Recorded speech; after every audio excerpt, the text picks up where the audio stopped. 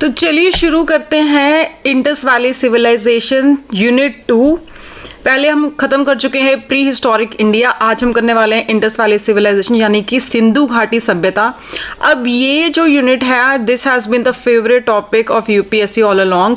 2013 में जब syllabus change हुआ था उसके बाद भी और उससे पहले भी यहाँ से भर भर के सवाल आते थे, और क्योंकि इतने सवाल आ चुके हैं तो ये काइंड ऑफ इजी टॉपिक बन गया है। अब लेटली कुछ 4-5 सालों में यहाँ से सवाल नहीं आ रहे हैं, तो अगर यूपीएससी का मन करता है कि यहाँ से दोबारा सवाल डाला जाए तो it's not gonna be an easy one, काफ़ी डिफिकल्ट लेवल पे आएगा।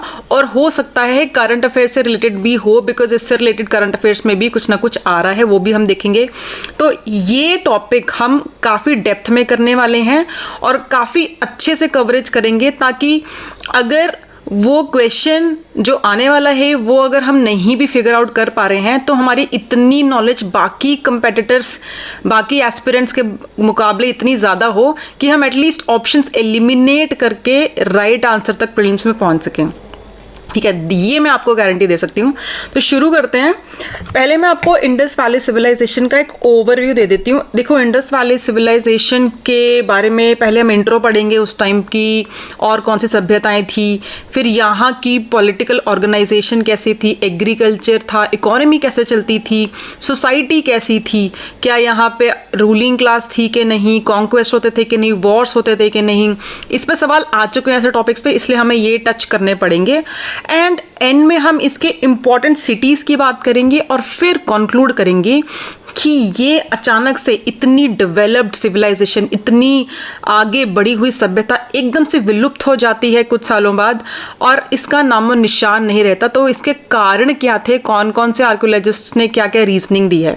ठीक है, तो शुरू करते हैं।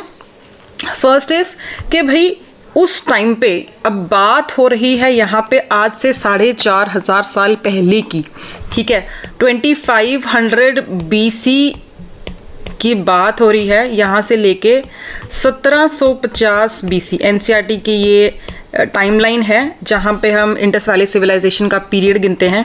ठीक है, तो ये जो पीरियड है इस टाइम पे और जो कंटेम्प्रेरी सिविलाइजेशन थी, मतलब पूरी दुनिया में बहुत कम पॉपुलेशन थी ऑब्वियसली आज के मुकाबले। आज 8 बिलियन है, उस टाइम पे बहुत कम पॉपुलेशन थी। और उस टाइम पे जब सिंधु घाटी सभ्यता प्रॉस्पर कर रही थी तो पैरेलली और कौन कौन सी सभ्यताएं अलग अलग जगह, अलग अलग कोनों में दुनिया के पल रही थी।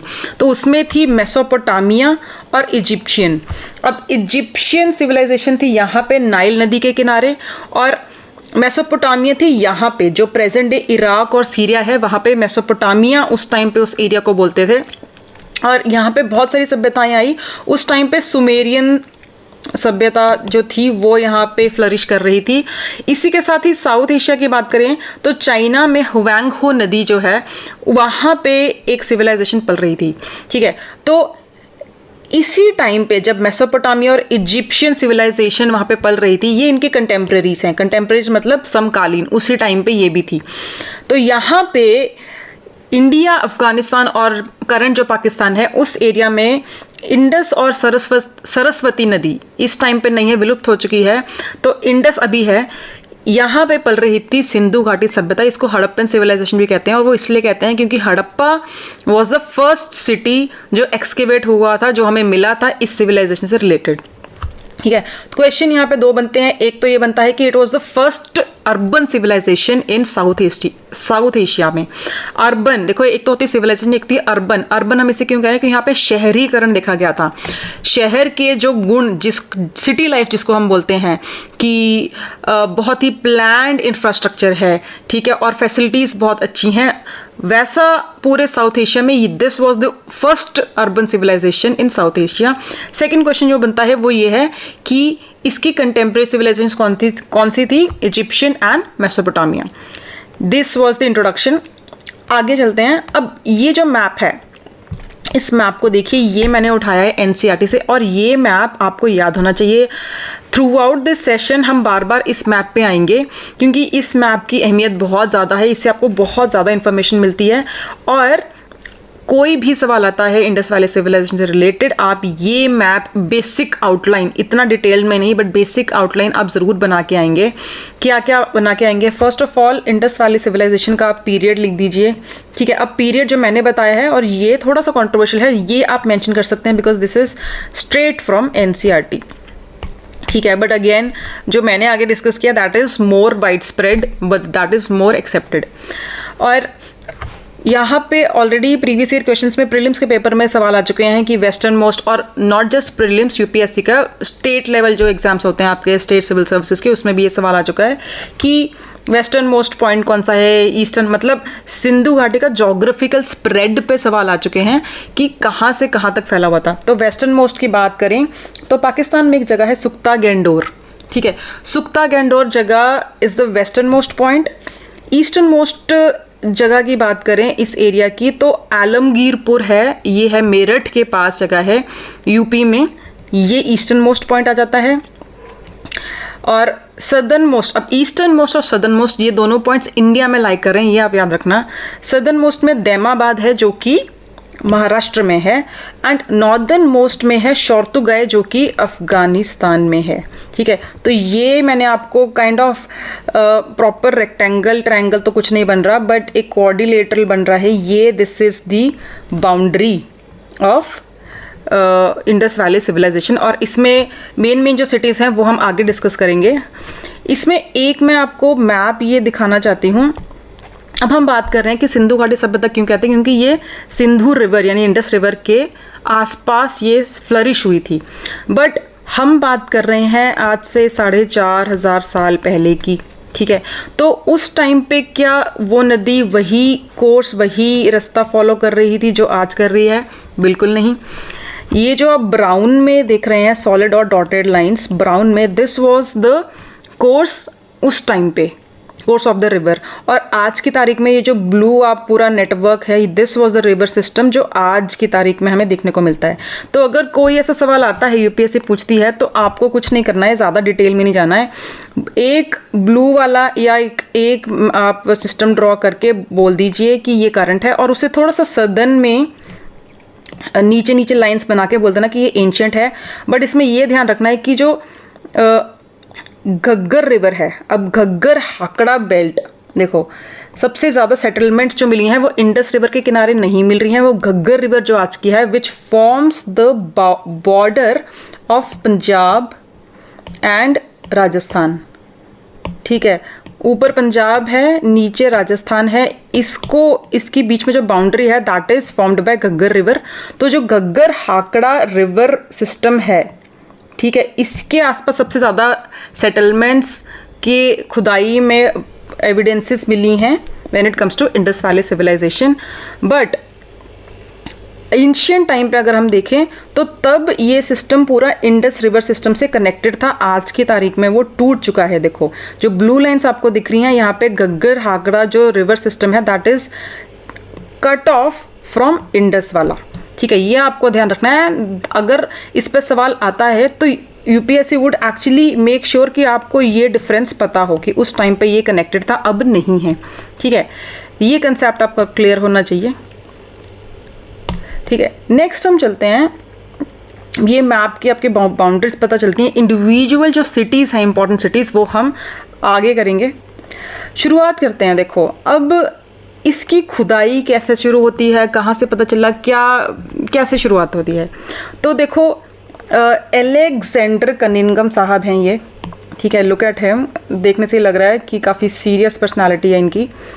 अब एलेक्जेंडर कनिंघम ब्रिटिश 1872 की बात हो रही है, एंड 1872 में तो चलो इन्होंने ये सील ढूंढी, बट इससे पहले ही वॉज अ ब्रिटिश इंजीनियर, और इनका आर्कियोलॉजी में, इनका खुदाई वुदाई पुराने टाइम के स्ट्रक्चर्स में बहुत इंटरेस्ट था। इसीलिए इसी इंटरेस्ट को देखते हुए इनके लिए एक स्पेशल पोजीशन बनाई गई, archaeological surveyor to government of India, ठीक है। ये पोजीशन बनी, और इस पोजीशन पे रहते हुए इन्होंने आर्कियोलॉजिकल सर्वे ऑफ इंडिया की नींव रखी, जो आज की तारीख में इंडिया में आर्कियोलॉजिकल सर्वे ऑफ इंडिया है, जो कि आपके जितने भी खुदाई निकल रही है, कहीं भी इंडिया में कहीं भी खुदाई होती है, कुछ भी निकलता है, तो वो आर्कियोलॉजिकल सर्वे ऑफ इंडिया की जिम्मेदारी होती है, उसकी नींव, उसका फाउंडेशन, उसके फाउंडर रहे हैं अलेक्जेंडर कनिंघम, और ये फर्स्ट चेयरमैन भी थे। ठीक है, तो इन्होंने 1872 में फर्स्ट एक्सकेवेशन, फर्स्ट खुदाई लीड करी थी, और वहाँ पे हड़प्पन सील मिली थी जिसमें 6 रिटन लेटर्स थे, वो थी कुछ ऐसे दिखती थी। ठीक है, so this is the seal, और ये उस स्टील को अगर आप यूज़ करके, सील मतलब क्या होता है, सील मतलब ठप्पा, स्टैम्प। ठीक है, स्टैम्प थी ये, और इस स्टैम्प को अगर हम लगाएंगे तो ऐसा पैटर्न निकल के आता था। तो ये एक कुछ, इसको बोला गया है, इसको यूनिकॉर्न भी कहीं जगह बोला गया है, इसको बुल भी बोला गया है, बुल विदाउट हम्प, इस बुल के हम्प नहीं है। ठीक है, तो इसके पीछे एक बहुत इंटरेस्टिंग स्टोरी है। अलेक्जेंडर कनिंघम ने बोला था कि क्योंकि ये जो बुल है इसके ऊपर हम्प नहीं है, बट इंडियन बुल्स के तो हम्प होता है, तो कहते हैं कि ये स्टैंप ना इंडिया की नहीं है, this stamp does not belong to the local area जहाँ से ये मिली है, हड़प्पा से मिली थी, बट उनका हड़प्पा की सील नहीं है। एंड फिर उन्होंने कहा जो ये स्क्रिप्ट है ये भी किसी भी इंडियन स्क्रिप्ट से मैच नहीं कर रही है, तो उन्होंने कहा कि नहीं, ये तो जी मिली चाहे हड़प्पा में है, but it does not belong to Harappa.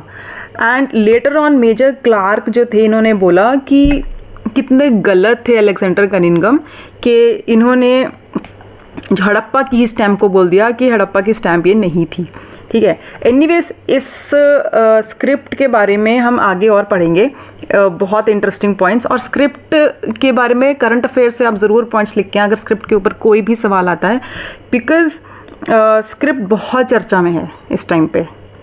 ठीक है, तो ये छोटी सी इंट्रोडक्शन थी, छोटी सी स्टोरी थी। अगर कोई बोलता है कि आर्कियोलॉजिकल सर्वे ऑफ इंडिया के फाउंडर कौन थे, then you know the answer, Alexander Cunningham. Next आ जाते हैं हम। अब देखो कुछ मेजर साइट्स थी, अब यहाँ पे मैंने साइट्स के, सिटीज़ के नाम मेंशन है, इसकी डिटेल्स हम आगे पढ़ेंगे, बट यहाँ पे मैंने थोड़ा ओवरव्यू दिया है। साइट और उनके एक्सकेवेटर्स कौन थे।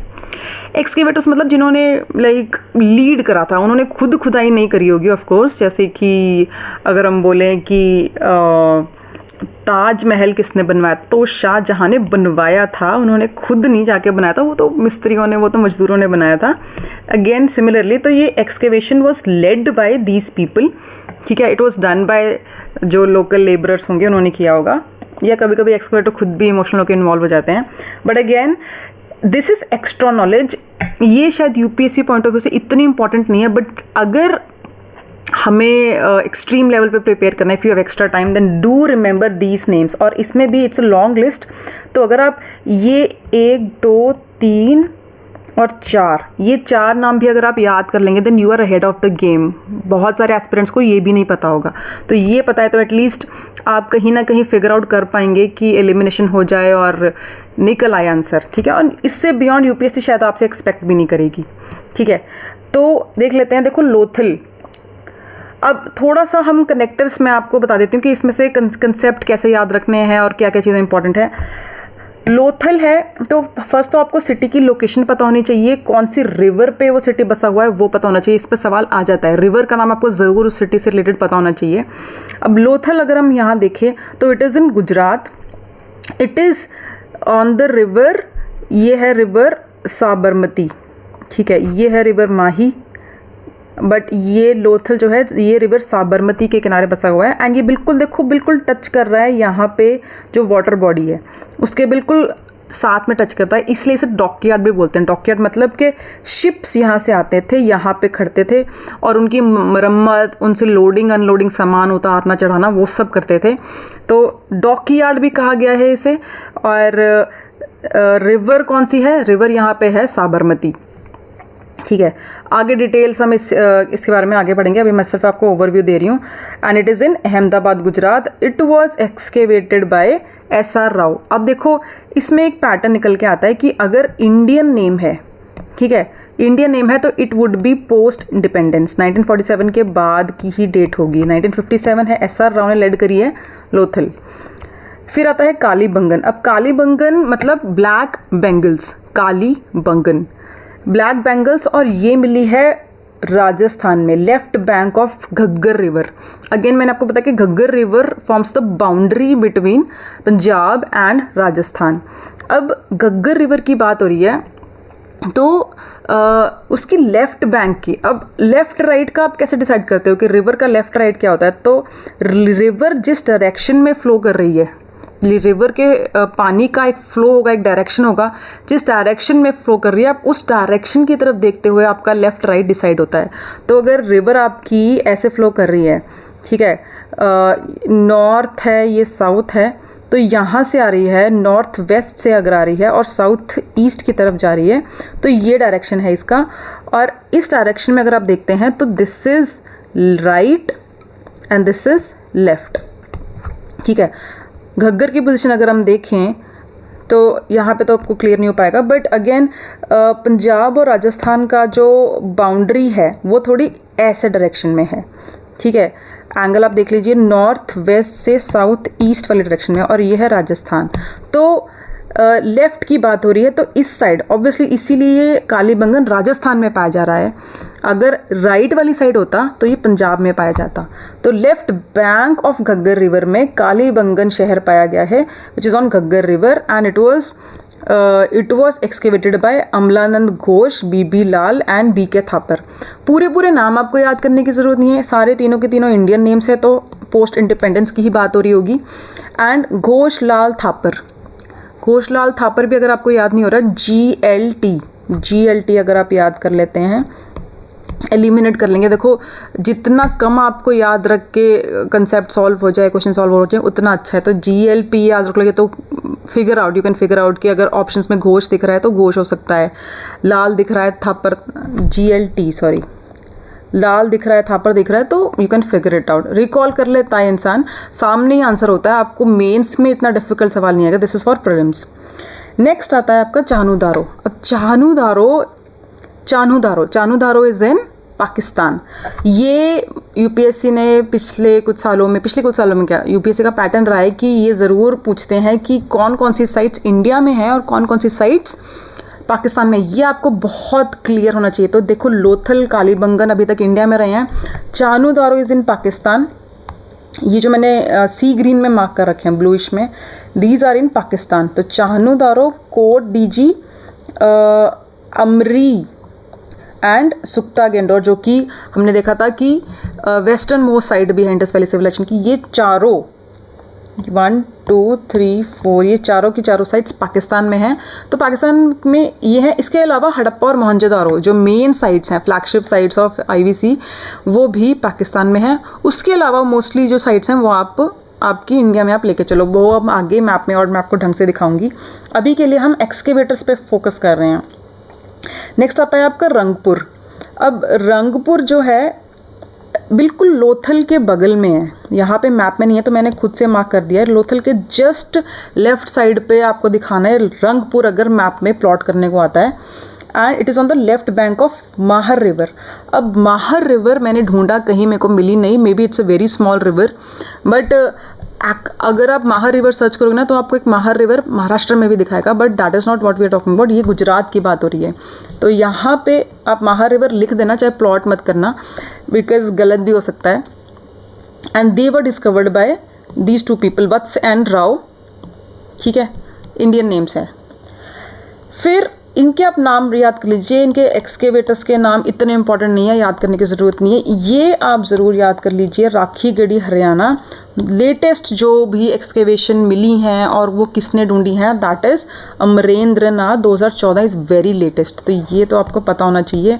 कभी कभार इंटरव्यू में भी घूम फिर के ऐसे सवाल आ जाते हैं कंटेम्प्रेरी इशूज़ पे, तो ये आपको इन्फॉर्मेशन ब्राउनी पॉइंट्स दिलाएंगी।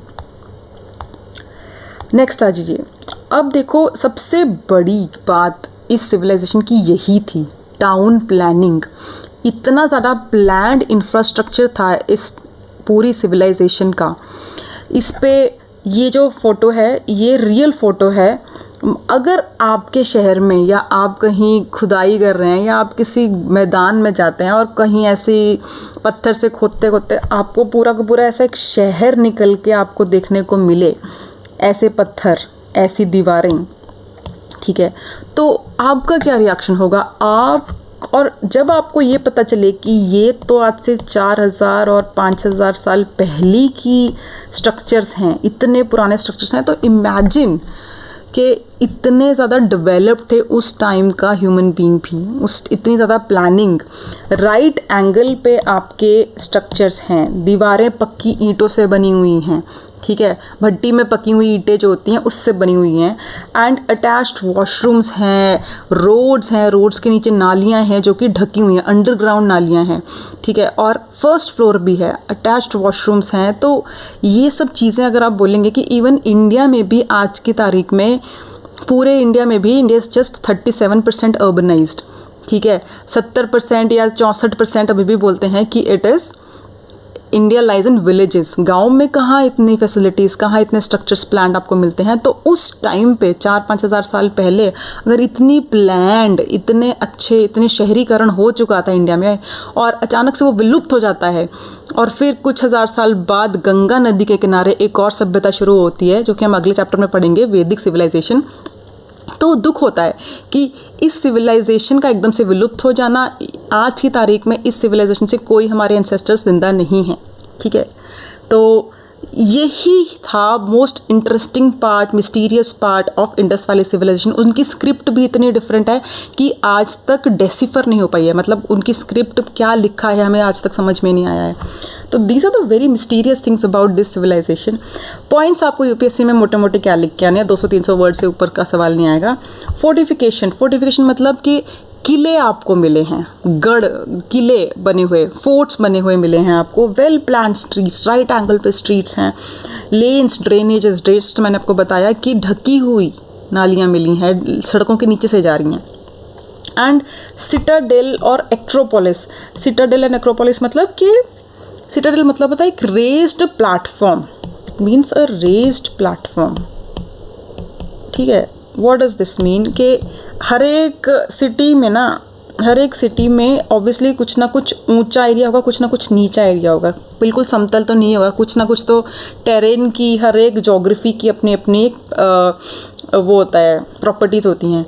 तो जो ऊंचा वाला एरिया है, ठीक है, वहाँ पे इनको किले मिलते हैं, ठीक है, स्ट्रक्चर्स बने हुए मिलते हैं। उस ऊंचे वाले एरिया को बोलते हैं, रेस्ड प्लेटफॉर्म को बोलते हैं सिटाडेल या एक्रोपोलिस भी बोलते हैं। ये आपको रोमन सिविलाइजेशन में भी देखने को मिला है, ठीक है। एंड मोस्ट प्रॉब्ली देखो ये बोलते हैं कि अगर ऊंचा एरिया है या अगर नहीं भी था तो बनवा दिया गया, तो वहाँ पे रूलिंग क्लास रहती होगी।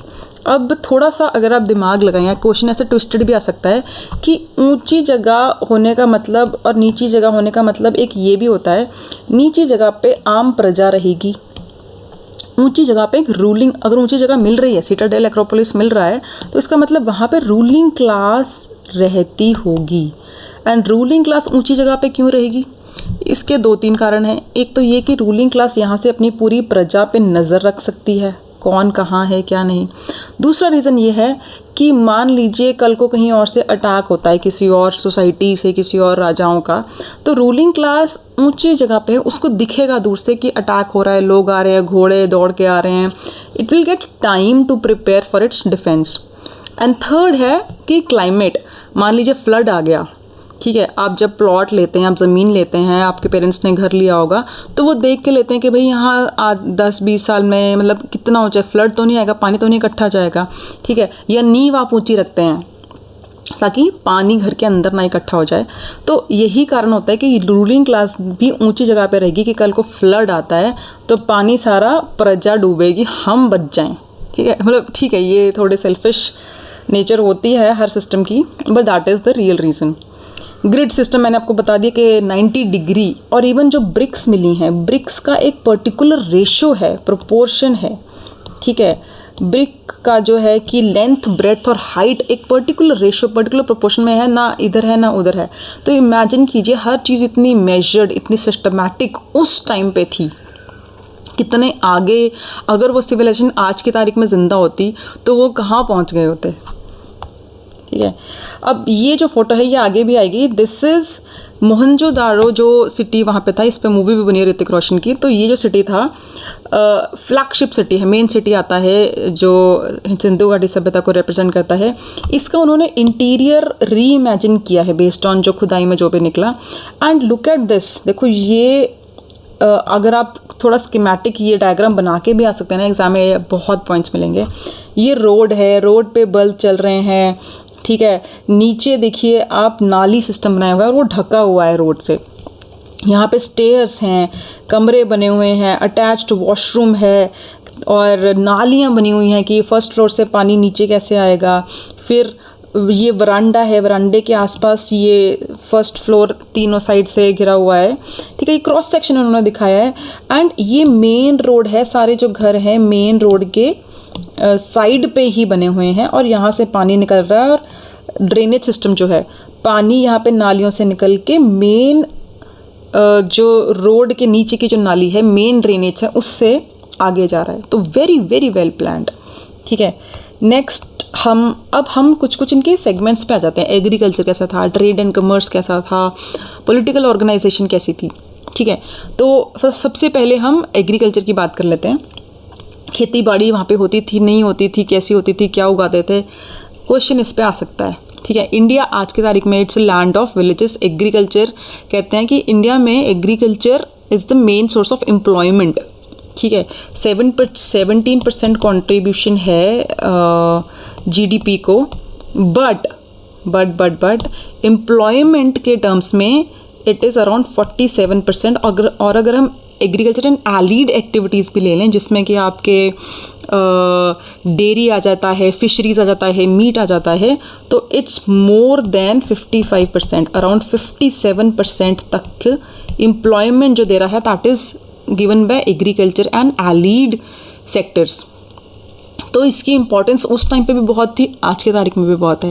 Let's see agriculture. अब देखो गेहूँ की बिजाई कब होती है, नवंबर में, और कटाई कब होती है, अप्रैल में, ठीक है। तो उस टाइम पे भी यही पैटर्न है, बिकॉज मॉनसून, अब मॉनसून उस टाइम पे भी इसी टाइम पे आता था। 4-5 हज़ार is not a very long time when it we talk about climate. थोड़ा बहुत माइनर चेंजेस होते हैं which can have a big impact on our health, on the health of humans, in terms of जो आज कह रहे हैं कि ग्लोबल वार्मिंग हो रही है, ये सब हो रहा है। बट वैसे अगर हम एक तरह से क्लाइमेट की बात करें तो मॉनसून तब भी थे, मॉनसून आज भी है। और मॉनसून आने के बाद मॉनसून आपका आ जाता है अगस्त, जून और अगस्त में आ जाता है। फिर रिट्रीटिंग मॉनसून आता है, तो फ्लड प्लेन्स डेवलप हो जाते हैं। फ्लड प्लेन्स जब डेवलप हो गए हैं तो that is the right time गेहूं की बिजाई के लिए। नवंबर में बिजाई होगी, अप्रैल में कटाई हो गई। और वीट की जो थी 2 वैरायटी उगाते थे ये लोग, ठीक है। वो मेरे को नाम नहीं पता, वो कहीं मेंशन भी नहीं है, बट 2 वीट की वैरायटीज़। बारले उगाते थे। बारले मतलब कि जौ, बियर जो होती है वो जौ की बनती है, ठीक है। कई लोगों की जस्टिफिकेशन होती है कि बियर क्या है, जौ का पानी ही है, जौ ही पीते हैं हम, ठीक है।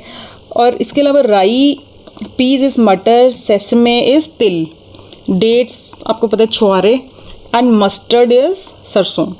अब थोड़ा सा अगर आपको याद करने में इजी मैं करूं तो बारले मतलब जौ, और जौ के बनती है आपकी beer, and beer has 5% alcohol, ठीक है। और अल्कोहल सबसे सस्ती का मिलती है पंजाब और हरियाणा में, ठीक है।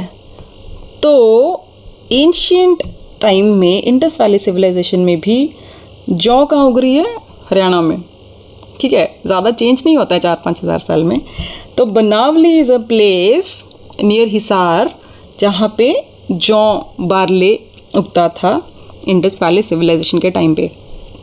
एंड लोथल, अब मैंने आपको पहले लोथल की लोकेशन दिखा चुकी हूँ। इट इज़ डॉक यार्ड, बिल्कुल वाटर बॉडी के किनारे है और साबरमती रिवर के ऊपर है। तो जब इतनी वाटर बॉडीज़ के इसके आसपास हैं तो राइस से आप कनेक्ट कर सकते हैं। राइस को भी उगने के लिए बहुत सारा पानी चाहिए होता है। अंडर वाटर राइस कल्टीवेशन भी होती है केरला में, तो और प्रॉपर डूबे रहते हैं, ठीक है। तो Lothal would be a perfect place to grow rice, क्योंकि ये एक सी बॉडी के किनारे पे है, ठीक है, और खुद भी एक ये रिवर के किनारे पे बसा हुआ है। तो रिवर जब सी से मीट कर रही होगी, इमेजिन करो जब भी रिवर कोई भी सी से मीट करती है, ये लैंड है, ये सी है, तो वो डेल्टा बनाती है। And delta is perfect place to grow rice, कहीं भी दुनिया में कहीं भी। तो फिर इसलिए Lothal would be perfect place to grow rice. अगर आपको इतना आइडिया लोथल के बारे में तो यू कैन ईजिली से कि राइस तो यहाँ उगता होगा। इसके बाद अब यहाँ पे कॉटन भी उगती थी, ठीक है, रुई की खेती भी होती थी, और मोहनजोदारो जगह पे होती थी। अब मोहनजोदारो ये हमें कैसे पता चलता है, क्योंकि मोहनजोदारो में हमें वोवन फैब्रिक मिला है, ठीक है, कपड़ा मिला है हमें कॉटन का, इसलिए कहा जा रहा है कि शायद वहाँ पे कॉटन और कहीं इतना नहीं मिला है, तो शायद वहाँ पे कॉटन उगाई जाती होगी, और कॉटन को इतना पानी नहीं चाहिए होता है। Mohenjodaro is on river Indus, middle में कहीं, देखिए यहाँ पे सी के पास नहीं है, यहाँ पे है मोहनजोदारो, ठीक है, दिस इज़ रिवर इंडस। तो यहाँ पे कॉटन की खेती होती थी, और ग्रीक्स इस कॉटन को बोलते थे sindon, which is derived from Sindhi language, ठीक है। तो सिंधों को कॉटन ग्रीक्स बोलते थे। ये कुछ क्वेश्चन आपका बन सकता है। ये छोटी छोटी इन्फॉर्मेशन ही आपको इस लेसन में मिलने वाली, जो शायद आपको कहीं और नहीं मिलेगी, नॉट इवन इन NCERTs, कोई भी स्टैंडर्ड बुक में, ठीक है। अब हम डोमेस्टिकेशन ऑफ एनिमल्स की बात कर लेते हैं। कौन कौन से एनिमल्स वहाँ पे पाले जाते थे। एग्रीकल्चर की बात कर लिए तो डोमेस्टिकेशन ऑफ एनिमल्स, ये एलिड सेक्टर आता है, इसकी बात कर लेते हैं। तो हाँ जी, आज की तारीख में जो होता है वो भी मोर और लेस तब भी हो रहा था। तो वहाँ पे गाय, भैंस, भेड़, बकरी, सब कैटल सब पाल रहे थे। पैस्टोरलिज्म, चरवाहे, ठीक है, ये सब चलता था। और दे वर यूज्ड फॉर अगेन जो आज पर्पस होते हैं कि दूध के लिए, मिल्क के लिए, या मीट के लिए, या फिर उनकी आपको खेत जोतने के लिए इनका यूज़ हो रहा है, इनकी लेबर यूज़ हो रही है, ठीक है। इसके अलावा कुत्ते बिल्ली जो आज की तारीख में इंस्टा पे ये सब चलता है, cats and dogs were also domesticated. और इसका हमें कैसे पता चलता है कि हमें उनके पैरों के प्रिंट्स मिले हैं, ठीक है। तो दिस इज़ वेरी इंटरेस्टिंग कि आज की तारीख में भी they are a very integral part of human civilisation, और उस टाइम पे भी थे। आगे आ जाओ, trade and commerce. This is a very very important section, क्योंकि हम आगे जाके पढ़ेंगे कि ट्रेड बहुत इंपॉर्टेंट पार्ट था उनकी सोसाइटी में। जैसे इंडिया की इकोनॉमी आज की तारीख में सर्विस सेक्टर लेड है, ठीक है, GDP में सबसे ज़्यादा कंट्रीब्यूशन सर्विस सेक्टर की है। तो उस टाइम पे ट्रेड एंड कमर्स यानी कि व्यापार और वाणिज्य, दैट वाज इतना वाइड स्प्रेड था कि आई थिंक वही इनकी इकोनॉमी रन करने में मदद कर रहा था मेजरली। तो इसको थोड़ा डिटेल में पढ़ेंगे and it's very interesting also. अगर आपको UPSC में मान लीजिए सवाल आता है कि प्रूव कीजिए या हाउ कैन यू टेल कि इंडस वैली सिविलाइजेशन में ट्रेड एंड कमर्स हमारा उस टाइम की कंटेम्प्रेरी सिविलाइजेशन के साथ भी था, जैसे कि मेसोपोटामिया या इजिप्शियन सिविलाइजेशन, यही दो थी जो मैंने आपको शुरू में बताया, जो उस टाइम पे इनके साथ फ्लरिश कर रही थी। तो अगर आपको प्रूव करना है कि हाँ जी ट्रेड जो था इनके साथ भी था, इन सोसाइटीज़ के साथ भी था, तो हाउ वुड यू, तो आप बोलेंगे कि हाँ जी ये कुछ सील्स, मतलब what would be your approach, कैसे हम प्रूव कर सकते हैं। तो कुछ ऐसा होना चाहिए कि हम ये बोलें कि हाँ हमारी जहाँ मर्चेंट्स थे वो ट्रैवल करते थे अपने जानवरों के साथ, और वो वहाँ पहुँचते थे, वहाँ पे वो बेचते थे कुछ कीमती पत्थर या कीमती सील्स जो कि खुदाई में वहाँ पाई गई हूँ। That is the only way we can prove कि हाँ ट्रेड होता होगा। यहाँ की चीज़ वहाँ मिल ले खुदाई में, वहाँ की चीज़ यहाँ खुदाई में मिल जाए, तो हम कह सकते हैं कि हाँ ट्रेड होता था। तो यहाँ पे हम यही देखने वाले हैं, ये एविडेंसेस प्रूव करते हैं कि इन कंटेम्प्रेरी सिविलाइजेशंस के आपस में ट्रेड होता था तो मतलब देवर इन गुड टर्म्स, ठीक है। तो देख लेते हैं किश नाम की, अब ये 2-3 सिटीज़ हैं, पहले हम एक ओवरऑल मैप देख लेते हैं, ठीक है, रिवाइज कर लेते हैं। तो दिस इज़, ये जो आपकी पर्पल मार्क है, this is Indus valley civilisation. ये पर्शियन गल्फ से होते हुए यहाँ पे ये है आपकी मेसोपोटामिया सिविलाइजेशन, ठीक है, जो कि प्रेजेंट डे इराक और सीरिया है यहाँ पे, ठीक है। सुमेरियन आपने सिविलाइजेशन पढ़ा होगा, वो यहीं बसती थी मेसोपोटामिया में, या बेबीलोन भी पढ़ा होगा, वो भी इसी लोकेलिटी में थी। अब यहाँ इनके साथ ट्रेड हो रहा है हमारा, तो यहाँ पे एक जगह है, इसको अब जूम आउट करके आप देखिए, ये water body is Persian gulf, इसी को जूम आउट करके मैं दिखा रही हूँ। तो देर आर फ्यू प्लेसेस, देखो this is Babylon which is very famous place, आपने सुना होगा। एक और प्लेस है किश, ठीक है, निपुर है, एंड सूसा करके ये देखिए जगह। तो ये 3 जगह है, यहाँ पे हमें सील्स मिली हैं, हड़प्पा की सील्स मिली हैं, देख लेते हैं। किश में देखो यही वाली यूनिकॉर्न वाली सील, यूनिकॉर्न वाली बहुत सारी सील्स हैं, बहुत, not just one seal. First seal जो हड़प्पा सील थी वो भी यूनिकॉर्न वाली थी। यहाँ पे इसके अलावा बहुत सारी सील्स मिली हैं। एक सील जो मेसोपोटामिया में मिली है वो ये दिखती है। निपुर में एक बहुत ही सुंदर ऐसा एक बीड मिला है, तो ये बीड भी कह रहे हैं कि ये IVC का है, इंडस वैली का है, जो वहाँ पे पाया गया है। निपुरा मैंने आपको दिखा दिया है। देन सूसा में ये कुछ ऐसे आर्टिफैक्ट्स, बैंगल टाइप कुछ मिला है, ठीक है। तो ये आप 3 प्रूफ्स बता सकते हैं कि भाई ये 3 चीज़ें मुझसे मेसोपोटामिया में मिली हैं, तो दैट मीन्स कि हमारे ट्रेड रिलेशंस अच्छे थे उनके साथ, ठीक है। फिर कुनिफॉर्म इंस्क्रिप्शन, जैसे हड़प्पन स्क्रिप्ट है, ऐसे ही मेसोपोटामिया में जो सिविलाइजेशन थी वो कुनिफॉर्म स्क्रिप्ट यूज़ करते थे। कुनिफॉर्म का मतलब होता है कि ऐसे ऐसे वेजिस में उनकी राइटिंग होती थी, ऐसे ऐसे कुछ, तो ऐसे मैं आपको दिखाती हूँ। ये देखिए, ये है उनकी स्क्रिप्ट, ऐसे, दिस इज कुनिफॉर्म के लेटर्स, ऐसे लिखते थे। ये रियल है, तो यूं कुछ ऐसे, कभी डबल बना दिया, कभी triple, this is cuneiform script. Cuneiform inscription को डेसिफर करा जा चुका है, वो हम पढ़ सकते हैं। तो वहाँ पे दिखता है कि हाँ जी, हड़प्पा और मेसोपोटामिया में बहुत अच्छे ट्रेड रिलेशंस थे, ठीक है। एंड वहाँ पे मेलुहा का मेंशन मिलता है। मेलुहा, इमॉर्टल्स ऑफ मेलुहा, आमिश की एक बहुत बड़ी बुक सीरीज़ चली थी, जैसे हैरी पॉटर की सीरीज़ है, इमॉर्टल्स ऑफ मेलुहा, और मेलुहा आगे। तो मेलुहा किस जगह बोलते हैं? इंडिया को ही, इंडस वैली सिविलाइजेशन, यही पार्ट जो है नॉर्दर्न नॉर्थ वेस्टर्न पार्ट को मेलुहा बोलते हैं, स्पेशली ये वाला, ठीक है, इंडस वैली वाला। तो मेलुहा वर्ड का मेंशन है कुनिफॉर्म इंस्क्रिप्शन में, दैट शोज कि दीज पीपल न्यू कि भाई इंडस वैली नाम की एक सिविलाइजेशन एग्जिस्ट करती है। आगे आ जाओ।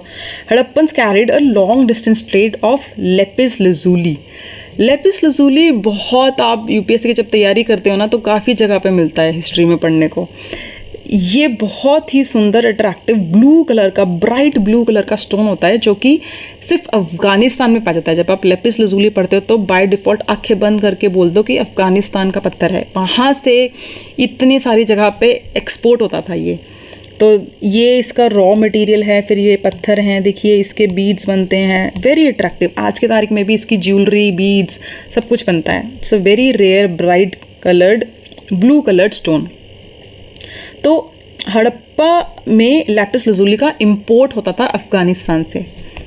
फिर मेसोपोटामिया और मेलुहा, अगेन इस मैप पे आ जाते हैं। मेसोपोटामिया और मेलुहा के बीच में कुछ जगह हैं जो इंटरमीडिएट ट्रेड रीजन्स थे। कौन सी जगह थी? ये थी दिलमन एंड मकन। अब इसको मगन भी बोलते हैं, ठीक है, मकन या मगन। ये दोनों इंटरमीडिएट पर्शियन गल्फ पे ही आएंगी। ये देखो, दिस इज़ मेसोपोटामिया या सुमेरियन सभ्यता थी, ये आपका पर्शियन गल्फ आ गया। एंड ये जो है दिलमन है और ये है मगन या Magan. These are intermediate trading regions, ठीक है।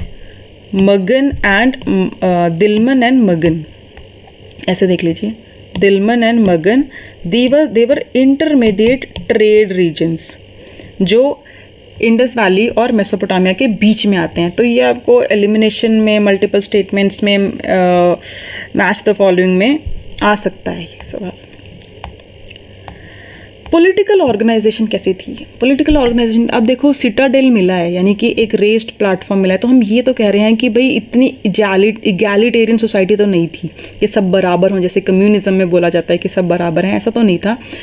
रूलिंग क्लास कोई ना कोई थी जो कि सिटाडेल यानी कि जो मतलब रेस्ड प्लेटफॉर्म, एक पूरा सिटी में सिटाडेल्स मिले हैं, किले मिले हैं, फोर्टिफिकेशन मिली है, तो इसका मतलब रूलिंग क्लास तो थी और एक प्रजा थी। बट रूलिंग क्लास कैसी थी? क्या वो चुनी हुई सरकार होती थी? क्या वो डेमोक्रेसी थी या मोनार्की थी या एक राजा है, डिक्टेटरशिप है या हिटलर जैसा माहौल था? कैसा था? ठीक है, उसके बारे में अगर सवाल आता है तो आप सीधा सीधा बोलिए कि नो क्लियर आइडिया, हमें नहीं पता कि वो डेमोक्रेसी थी यानी कि जैसे इंडिया में है, या हिटलर के टाइप की डिक्टेटरशिप थी, या मोनार्की थी जैसे कि यूके में थी क्वीन एलिजाबेथ, क्वीन विक्टोरिया, वैसा कुछ था। तो हमें कोई क्लियर आइडिया नहीं है, बट हाँ कोई ना कोई किसी ना किसी टाइप की एक रूलिंग क्लास ज़रूर थी। फिर आता है ये रूलिंग क्लास, कहते हैं कि ये ना रूलिंग क्लास मोस्टली मर्चेंट्स थे, ट्रेडर्स थे, क्योंकि उन्होंने देखा कि the whole economy is led by trade, बहुत वाइड स्प्रेड था, बाकी सोसाइटीज़ के साथ भी हो रहा है। एंड ये जो रूलिंग क्लास थी दे वर मोर कंसर्न्ड विद कमर्स, कि भाई व्यापार होता रहे, and they were not at all interested in conquest. Conquest मतलब युद्ध नहीं हो रहे हैं, वॉर्स नहीं हो रहे हैं, इन्हें कोई अपना एरिया, जोग्राफिकल एरिया बढ़ाने का कोई इनको वो नहीं था। जैसे हर राजा को होता है कि मेरी ज़्यादा से ज़्यादा ज़मीन हो, चाहे वो अशोका के टाइम की बात कर लें, चाहे गुप्ता के टाइम पे, चाहे अकबर के टाइम की बात करें, उन्हें होता है कि हमारा साम्राज्य सबसे फैला हुआ हो। इनके टाइम पे ऐसा कुछ नहीं था। इसीलिए एक क्वेश्चन भी आया था यूपीएससी प्रीलिम्स में बहुत साल पहले कि क्या वहाँ पे रथ मिला है? तो अब हमें क्या पता, हो सकता है रथ मिला हो, बट अगर आपको इतना पता है कि वहाँ पे रथ जो होता है वो युद्ध के लिए यूज़ होता है, ठीक है, महाभारत में अगर आपने देखा हो, तो कॉन्क्वेस्ट का जब इंटरेस्ट था ही नहीं, दे वर मोर इंटरेस्टेड इन कमर्स, तो रथ की पॉसिबिलिटी नहीं है, ऐसे आप समझ सकते हैं। तो रथ नहीं मिला होगा। बाकी अगर आपने और डिटेल में पढ़ा तो आप फिर आप वैसे भी कॉन्फिडेंटली कह सकते हैं कि हाँ रथ तो मैंने कहीं पढ़ा ही नहीं है, मिला ही नहीं है। Chariot was the option, chariot या रथ, ऐसा कुछ नहीं मिला है। सोसाइटी कैसी थी? सोसाइटी वॉज जैसे आज के टाइप की है कि मिडिल क्लास, बहुत सबसे बड़ी क्लास जो वहाँ पे पाई गई है वो ये middle class, and that is true for any society. आज की तारीख में भी आप किसी भी कंट्री की सोसाइटी ले लीजिए, मिडिल क्लास जो होती है ये है टॉप क्लास, ये बॉटम क्लास है, और मिडिल क्लास हमेशा सबसे वाइड होती है कि ये अमीर लोग हैं, ये गरीब लोग हैं, बीच में मिडिल क्लास आ जाती है। यूएस में आज की तारीख में 50% people belong to middle class, और ये नंबर रिड्यूस हुआ है। पहले I think it was 62, 90s की बात करें। इंडिया में मिडिल क्लास इज़ वे बिगर, मतलब आई थिंक 60s या 70s में ये नंबर होगा, ठीक है। तो मिडिल क्लास हमेशा बहुत बड़ा, ये तो आप आंख बंद के किसी भी सोसाइटी चाहे पुरानी या नई है बोल सकते हैं कि middle class form the biggest part of the society. और जो सारी क्लासेस मिली हैं वो उसमें हमें प्रीस्ट्स, मर्चेंट्स, मतलब ये देखो ये जो मर्चेंट्स हो गए ये तो आपके, क्योंकि ट्रेड एंड कमर्स है और रूलिंग क्लास भी वो मर्चेंट्स ही बोल रहे हैं, तो ये तो थे ही। प्रीस्ट हम इसलिए बोल रहे हैं क्योंकि आगे आप देखेंगे कि एक जगह प्रीस्ट का स्टैचू मिला है, बियर्डेड प्रीस्ट का स्टैचू मिला है, तो प्रीस्ट क्लास वहाँ से प्रूव हो गई। एग्रीकल्चर हमने पढ़ लिया है, एग्रीकल्चर प्रैक्टिस हो रहा है, तो पेजेंट्स भी होंगे, फार्म्स में काम करने के लिए फिर लेबरर्स भी चाहिए होंगे। तो ये कुछ चीज़ें जो आप खुद से लॉजिक लगा के, कॉमन सेंस लगा के लिख सकते हैं कि हाँ ये सब बीड्स मिले हैं, ज्वेलरी मिली है, तो क्राफ्ट्समैन भी होंगे। तो ये कुछ चीज़ें आप खुद से पॉइंट्स बना के लिख सकते हैं कि बहुत सारी क्लासेस थी, बट मेन जो क्लास थी दैट वाज मिडिल क्लास। और इसमें से जो मेन जो प्रोफेशन फॉलो होता वो था मर्चेंट्स का, ट्रेड एंड कमर्स का, ठीक है। आगे आ जाओ, मेजर इम्पोर्ट्स बाय हड़प्पन। अब देखो ये, इसमें मैं ज़्यादा डिटेल में नहीं जाऊँगी, बट ये आपको थोड़ा थोड़ा आइडिया होना चाहिए। अगर आपको इतना आइडिया है तो ये आपके ज्योग्राफी में भी पेपर 1 GS मेंस में फ़ायदा करेगा। गोल्ड जो है हड़प्पा में इंपोर्ट्स कहाँ कहाँ से हो रहे थे, दुनिया के बाकी हिस्सों में कहाँ से हड़प्पा में इंपोर्ट्स हो रहे थे। तो अफ़गानिस्तान और ईरान से हम गोल्ड लेके आ रहे थे, ठीक है। सिल्वर, अब इसमें ये रट्टा वाला पार्ट है, तो इसमें देयर इज़ नो लॉजिक। थोड़ा आप कुछ भी रट्टे एक्रोनिम बना लीजिए, शॉर्ट फॉर्म बना लीजिए, कहानी बना लीजिए, but I will just go through it कि सिल्वर जो है, सिल्वर और गोल्ड आप अब देखो अफ़गानिस्तान मेन आप याद रख लो कि अफ़गानिस्तान से क्या क्या आ रहा है। अफ़गानिस्तान से gold, silver, tin, lapis lazuli वो तो आपको याद रहेगा ही, ये चीज़ें आ रही हैं, तो लापिस lazuli हटा दीजिए। गोल्ड, सिल्वर एंड टिन आपका अफगानिस्तान से आ रहा है, ठीक है। गोल्ड सिल्वर आपकी सबसे कीमती चीज़ें होती हैं, तो ये आप वैसे याद रखिए, साथ में टिन लगा दीजिए। फिर राजस्थान, अगर आपने ज्योग्राफी में पढ़ा होगा GS 1 की, तो राजस्थान में जो खेतरी माइंस है वो आज की तारीख में भी कॉपर के लिए, कॉपर की खुदाई वहीं से होती है, वहीं से कॉपर निकाल के हम अपनी वायरिंग में या ज्वेलरी में किसी भी चीज़ में यूज़ कर रहे हैं, और उस टाइम पे भी वहीं से कॉपर आ रहा था। एंड पाकिस्तान में बलूचिस्तान से आ रहा था। बलूचिस्तान कैसे याद रखोगे?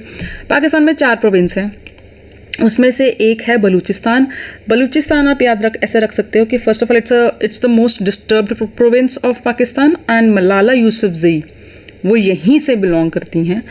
तो यहाँ से ऐसे आप कुछ याद रख सकते हैं कि बलूचिस्तान, कॉपर, मतलब इन दोनों में कनेक्शन नहीं है, but just to remember 1 province of Pakistan, आप ऐसे याद कर सकते हैं। फिर आगेट कुछ स्पेशल तरह का ब्राउनिश रेडिश कलर का स्टोन होता है, वो सौराष्ट्र गुजरात से आता था। लेड, ये इतना इंपॉर्टेंट नहीं है, आप छोड़ सकते हैं। लापिस lazuli आपको याद रहेगा। ईरान में खोरासान नाम की जगह है। आइसिस आपने पढ़ा है, आइसिस खोरासान से उनका जो रेडियो चैनल है जहाँ से वो अपनी बात दुनिया तक पहुँचाते हैं, उसका भी नाम जो है वो खोरासान से डिराइव है। खोरासान पहले एक प्रोविंस था ईरान में, आज की तारीख में वो किसी और नाम से जाना जाता है, बट उसका पुराना नाम खोरासान है, ईरान में जगह है। टर्क्वाइस का इंपोर्ट वहाँ से होता था। फिर एमेथिस्ट भी एक स्टोन है, नॉर्मली काफ़ी लोगों को रेकमेंड करते हैं एस्ट्रोलॉजर्स कि ये स्टोन पहनिए। And then jade comes from Pamir in central Asia. आपने ज्योग्राफी में आप पढ़ोगे पामिर नॉट, हिंदू कुश हिमालयाज के पास है Pamir knot, extreme trans Himalayas की उधर जाके आपको मिलती है। तो ये हो गया Central Asia. Carnelian is from Bharuch in Gujarat, ठीक है। ये कुछ चीज़ें तो जो मैंने हाईलाइट करी हैं, प्लस लापिस lazuli, ये आप याद कर लीजिएगा, हो सकता है सवाल आ जाए, और अगर नहीं भी आता है ना तो वैसे भी ये इन्फॉर्मेशन आपकी ज्योग्राफी में काम आने वाली है, ठीक है। आगे चलते हैं। हाँ, अब ये टाइमलाइन आप देख लो। देखो मैंने शुरू में ही आपको बताया था कि इंडस वैली सिविलाइजेशन मतलब 2500 से 1750। अब ये भी NCERT में से ही है। जो मैंने आपको मैप में डेट दिखाई है वो भी NCERT में से है। NCERT आपकी है भी तो 70-80 6 से 12th की अगर आप बात करते हैं तो, बट मोटा मोटा अगर आप ये पीरियड लिख के आते हैं, this is way widely accepted, ठीक है, 2500 से 1750। तो ये है IVC के अंदर मैच्योर IVC जहाँ सबसे ज़्यादा फ्लरिश हुआ है जिस पीरियड में, दैट इज़ 2200 से 2000 BC, ठीक है।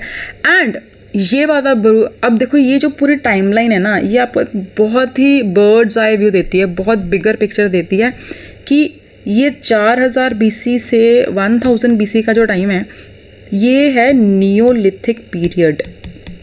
प्री हिस्टोरिक इंडिया में हमने पढ़ा था, यही एग्जैक्ट चीज़ पढ़ी थी, यही मैंने वहाँ से कॉपी पेस्ट किया है।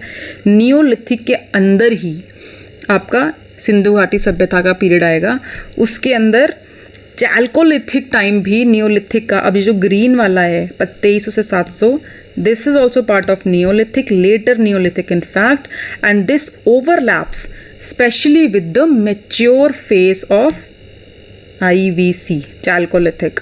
तो ये टाइमलाइन आपको और कहीं नहीं मिलेगी, यहाँ पे बहुत इजीली आपको चीज़ें समझ आती हैं। अगर आपको ये डेट्स भी याद नहीं है ना, बस आपको ओवरलैप याद है, कौन किसके साथ ओवरलैप कर रहा है, तो बहुत फ़ायदा होगा आपको फिगर आउट करने में, अगर यहाँ से कुछ आपको UPSC या स्टेट सिविल सर्विसेज फंसाने की कोशिश करते हैं, ठीक है।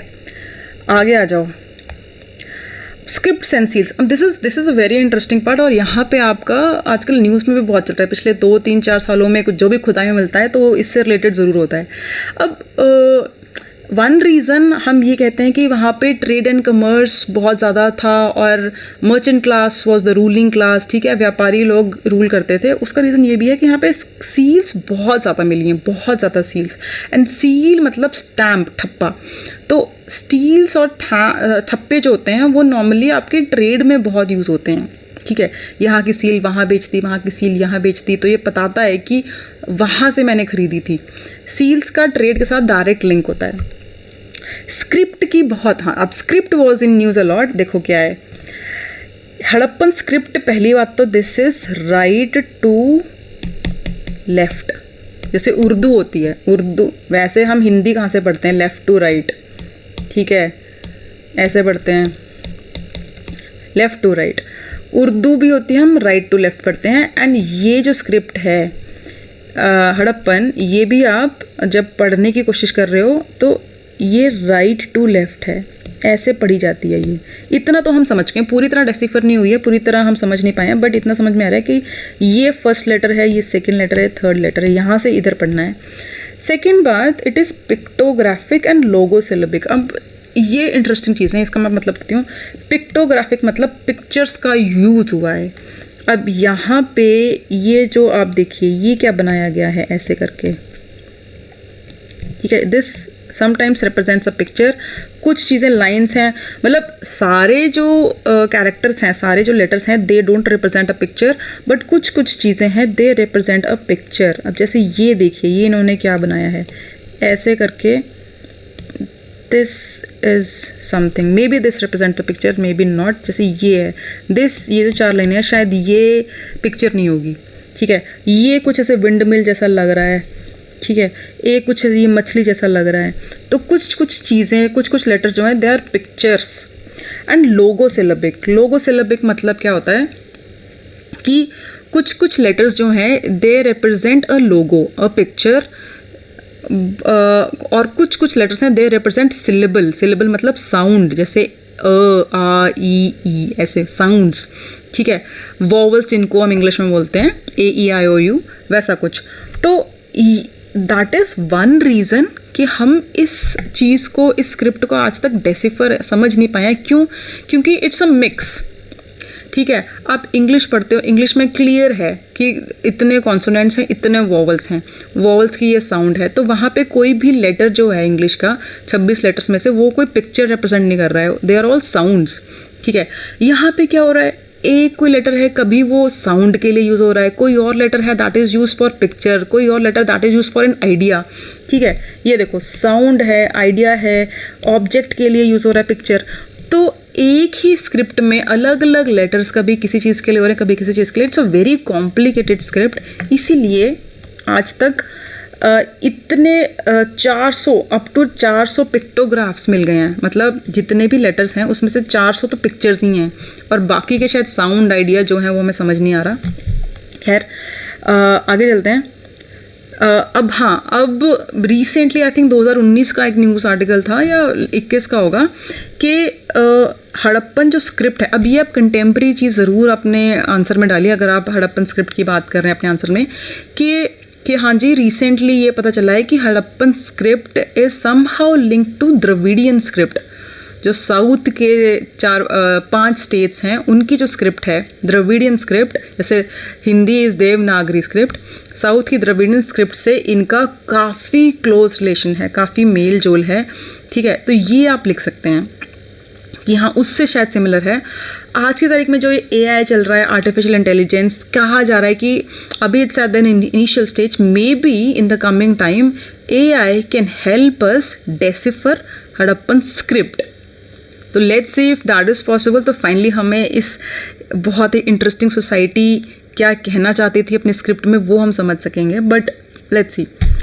तो सबसे फेमस सील जो है, एक सील मिली है पशुपति सील। अब पशुपति सील देखो, दिस इज पशुपति सील। इस पे आप देख रहे हो ये जो इंसान है, इस look at his facial expressions, look at how he is sitting and चौंकड़ी मार के बैठा हुआ है, मुकुट पहना हुआ है, एंड आसपास इसके एनिमल्स, हाथी दिखा रखा है, टाइगर दिखा रखा है, बुल दिखा रखा है, राइनोसोरस दिखा रखा है, और ऊपर कुछ एक script. This is very decorative. तो इतनी डेकोरेटिव और ऐसे आसपास एनिमल्स दिखा रखे हैं, तो they are comparing this person to some god, male god, Shiva, Pashupati, ठीक है, पशुपति, पशुओं का पति, लाइक लॉर्ड ऑफ एनिमल्स, ठीक है। एंड ये एक सील मिली है, तो इससे कंपेयर किया जा रहा है। फिर लोथल में बहुत सारी पर्शियन गल्फ सील्स मिली हैं। Persian gulf again Persia is present day Iran, ठीक है, दैट इज नेक्स्ट टू क्या कहते हैं Mesopotamia is Iraq and Syria, तो उसके पास पर्शिया, तो पर्शियन गल्फ की सील्स। तो अगेन मैप पे चलते हैं, यहाँ पे आ जाओ, तो this was Persian gulf, this is Persian gulf. तो पर्शियन गल्फ की जब सील्स की बात करी जा रही है तो इसका मतलब हम मेसोपोटामिया की सील्स की बात कर रहे हैं, जो कि हमें मिली है लोथल में। अब यहाँ क्यों नहीं मिली, तो may be they knew how to travel through ship, all the way Lothal में जाके मिल रही हैं मेसोपोटामिया की सील्स। ये आप थोड़े थोड़े कॉन्सेप्ट्स अगर आप याद रखेंगे ना तो आपको ये चीज़ें इंटरेस्टिंग लगेंगी, and then you will be able to recall these things also, connect the dots also. ये पॉइंट हो गया। पर्शियन सील्स बहुत सारी मिली हैं, दैट शोज़ कि इनके ट्रेड, हाँ तो ये जब आप ट्रेड रिलेशंस प्रूव करें तो आप ये पॉइंट ज़रूर लिख के आइए कि हाँ जी बहुत सारी पर्शियन गल्फ की सील्स यानी कि मेसोपोटामिया की सील्स लोथल में पाई गई हैं। अब मेजर साइट्स ऑफ आईवीसी, अब this is the climax part, यहाँ पे हम सबसे इंटरेस्टिंग पार्ट पढ़ने वाले हैं इंडस वैली सिविलाइजेशन का, एंड इसके बाद हम पढ़ेंगे कि उसका डिक्लाइन कैसे होता है। तो देख लेते हैं मेजर साइट्स क्या हैं आईवीसी की। फर्स्ट हम देख लेते हैं हड़प्पा। अब Harappa was the first city to be discovered and that is why इसका नाम हड़प्पन सिविलाइजेशन भी पड़ता है। मोस्टली जो सिटीज़ हैं उसमें सिटाडेल यानी कि रेस्ड प्लेटफॉर्म मिले हैं, एक्रोपोलिस जिसको बोलते हैं, but Chanhudaro is the only place जहाँ पे सिटाडेल नहीं मिला है। This can be a question कि दैट इज़ एन एक्सेप्शन, ऐसा है तो हम इससे क्या कंक्लूड कर सकते हैं, इसका हम कंक्लूड कर सकते हैं कि भाई वहाँ पे रूलिंग क्लास नहीं थी, मे बी वहाँ पे पूरा सिटी ही एक ही इगैलिटेरियन सोसाइटी थी, ठीक है, और बाकी जगह पे जहाँ सिटाडेल मिला है तो हाँ एक रूलिंग क्लास थी और एक प्रजा थी। रूलिंग क्लास रेस्ड प्लेटफॉर्म पे सिटाडेल पे रहती थी और बाकी जो प्रजा थी वो मैदानी एरिया में रहते थे। एंड हाँ, अब जो भी हम सिटीज़ की बात करें ना, जस्ट रिमेंबर, और कुछ याद रहे ना रहे तो कौन से रिवर के किनारे थे एंड कौन कौन से मेन आर्टिफैक्ट्स वहाँ पे पाए गए हैं, खुदाई में क्या क्या मिला है। तो फटाफट कर लेते हैं। हड़प्पा जो मिला है रिवर रावी के किनारे पे, ठीक है, it is called city of granaries. यहाँ पे गेहूं के भंडार या किसी भी अनाज के भंडार रखने के लिए जगह मिली हैं। 6 ग्रेनरी, सबसे ज़्यादा नंबर ऑफ ग्रेनरीज यहाँ मिली हैं, इसलिए इसको कहते हैं सिटी ऑफ ग्रेनरीज। ग्रेनरीज देख लीजिए, जैसे ये हैं, दीज आर द 2 रोज, ठीक है, और यहाँ पे ग्रेनरीज मतलब कि गेहूं या अनाज के भंडार रखने की जगह हमें मिली हैं, ठीक है। इसके अलावा यहाँ पे सिंगल रूम बैरक्स मिले हैं। बैरक्स मतलब जहाँ पे सैनिक रहते हैं, ठीक है। तो ये देखो इसका टॉप व्यू, अगर मैं आपको रियल फोटो दिखाऊं तो बहुत छोटे छोटे सिंगल रूम बैरक्स हैं। यहाँ पे सैनिक यानी कि फौज या कुछ ऐसा रहता होगा। फौज वर्ड आप मत यूज़ कीजिए, बिकॉज फौज का मतलब ये होता है कि लड़ाइयाँ होती होंगी, युद्ध, जो कि यहाँ पे नहीं होता था। They had very good trade relations, but barracks, single room barracks मिली हैं सैनिकों के रहने की जगह। अगेन ब्रॉन्ज पॉट्स, कांसे के घड़े मिले हैं और बहुत सारी सील्स मिली हैं, ठीक है। फिर नेक्स्ट आ जाओ मोहनजोदारो। अब अगेन मोहनजोदारो मूवी भी थी, ठीक है, it is one of the main cities. Harappa के बाद मोहनजोदारो ही मिला था, and earlier it was considered the biggest site. ये मेन इसीलिए थी, बट अभी राखीगढ़ी में जो 2014 में एक्सकेवेशन हुई है, उसके बाद Rakhigarhi is the biggest site, biggest city जो एक्सकेवेट हुआ है इन इंडस वैली सिविलाइजेशन। तो ये आप याद रख लेना, क्योंकि ये हिस्ट्री का फैक्ट चेंज हुआ है from Mohenjodaro, now it's Rakhigarhi, ठीक है। मोहनजोदारो का मतलब होता है mount of the dead. Lothal का मतलब भी होता है mount of the dead, but यहाँ पे सिंधी लैंग्वेज में है इसका मतलब। लोथल का मतलब माउंट ऑफ द डेड है इन गुजराती लैंग्वेज, और वो पाया भी गुजरात में जाता है, और ये Sindh province. Mount of the dead कहने का मतलब है कि डेड की एशिस के टीले, ऐसा कुछ, ठीक है, मिले होंगे वहाँ पे, तो नाम रख दिया गया। ये है रिवर इंडस के किनारे पे सिंध प्रोविंस। तो देखो सिंध प्रोविंस की बात करें तो सिंधी लैंग्वेज में नाम पड़ा है जगह का। लोथल गुजरात में है तो गुजराती लैंग्वेज में लोथल नाम पड़ा है। Second biggest IVC, biggest one is Rakhigarhi जो कि हरियाणा में है, ठीक है। इंपॉर्टेंट फाइंडिंग्स फटाफट, अब इसकी फ़ोटोज़ भी मैंने आपको डाल दी हैं ताकि आपको याद रखने में ईजी हो। Great bath, this is great bath, देखो पब्लिक बात है, this is not a personal बात। अब यहाँ पे क्या होता था, प्रेयर होती थी, was it a religious site, that we can't say, ठीक है। फिर ब्रॉन्ज की एक डांसिंग गर्ल मिली है, इसका मतलब ब्रॉन्ज, इनको मेटल कास्टिंग आती थी, सांचे में मेटल को भर के फिर सांचे से मेटल को निकालना और ये स्टैचू क्रिएट करना। Look at how intricate this metal statue is. तो इसका मतलब उनको मेटलर्जी की काफ़ी नॉलेज थी। फिर ये एक स्टेटाइट एक मटेरियल होता है जिससे मोस्टली स्टैम्प सील्स बनती हैं, उसका इनको एक स्टैचू मिला है बहुत छोटा सा, जिसको ये प्रीस्ट बोल रहे हैं। प्रीस्ट इसलिए बोल रहे हैं क्योंकि इनकी आंखें हल्की सी बंद है, तो मे be he is in meditation state. सिर पे एक गोला सा है, तो कुछ उन्होंने जैसे पादरी ने कुछ स्पेशल कपड़े पहने होते तो इन्होंने कुछ पहना हुआ है। Beard is very nicely cut, तो मे बी उनके पास उस तरह होता था। And he is wearing a drape on one side, और एक साइड पे नहीं पहना हुआ है, और वहाँ पे भी उन्होंने कुछ गोला पहना हुआ है, तो he is wearing some special ornaments, और एक ड्रेप लिया हुआ है। एंड जिस पे ड्रेप नहीं लिया हुआ है that is his right hand side, तो मे be he was a right handed, ठीक है। फिर आ जाओ यहाँ पे और क्या मिला है, यहाँ पे मिला यूनिकॉर्न सील्स। अब यूनिकॉर्न सील्स पूरे IVC इंडस वैली सिविलाइजेशन बहुत सारी साइट्स पे मिले हैं, एंड यूनिकॉर्न को इंटरचेंजेबली यूज़ कर रहे हैं, इसको बुल विदाउट हम भी बोल रहे हैं, ठीक है। These are the various. अब देखो बहुत ही सिमिलर स्ट्रक्चर हैं, बट इसके ऊपर स्क्रिप्ट चेंज होती जा रही है। तो आई डोंट नो वेदर, मतलब जैसे यूनिकॉर्न बोलते हैं कि इमेजिनरी है, बट यहाँ पे तो मिला है, और फिर ये सोसाइटी, ये सभ्यता विलुप्त हो जाती है, तो may be unicorn was real. And इसके अलावा पशुपति, अब पशुपति की एक सील मिली है, वो हम आगे पीछे डिस्कस कर चुके हैं, तो we can skip this part. Religion से भी इसको रिलेट किया जा रहा है, ये जो दो चीज़ें हैं ना, पशुपति सील और ये जो बियर्डेड पर्सन है, इससे कहा जा रहा है कि maybe some sort of religion, धर्म प्रैक्टिस किया जाता था उस टाइम पे, बट किस तरह की फॉर्म में, कैसा था, भगवान को मानते थे। जैसे जैनिज्म, बुद्धिज़्म भगवान को नहीं मानते, बाकी सब धर्म भगवान को मानते हैं, तो वो हम नहीं कह सकते कि इनकी रिलीजन की फॉर्म क्या थी, ठीक है। एंड या सबसे, दिस इज़ वेरी इंपॉर्टेंट, हमने पीछे डिस्कस किया था कि कॉटन की खेती मोहनजोदारो में होती थी, एंड ये हम इसलिए कह पा रहे हैं क्योंकि वहाँ पे एक वोवन फैब्रिक, एक कपड़ा मिला है, इसलिए।